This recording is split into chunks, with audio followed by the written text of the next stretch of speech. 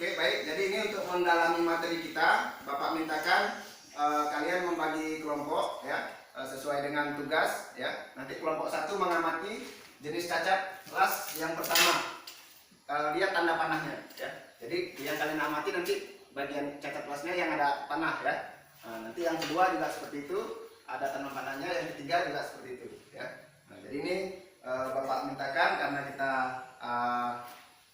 bagi 3 kelompok saja ya. Jadi ini berdua ya. Ini berdua, bisa bergeser kemari kursinya, bisa berhadapan. Geser ke sana. Ya. Ini juga berhadapan ya. Ini kita anggap ini kelompok 1.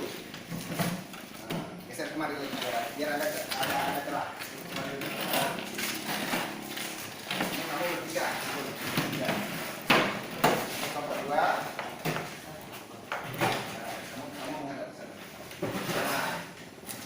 Jadi itu sudah Bapak buat lembar kerjanya ya. Lembar kerjanya pertama amati jenis cacatnya, yang kedua penyebabnya, yang ketiga cara mengatasinya ya.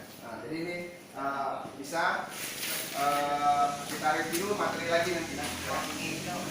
Kira-kira misalnya yang pertama ini ya, yang kelompok 1 misalnya, silakan diamati. Ini kan tanahnya di sini ya. Berarti ini apa tadi? Masih ingat ya? Semacam ada pelebaran ya, kelebihan ya.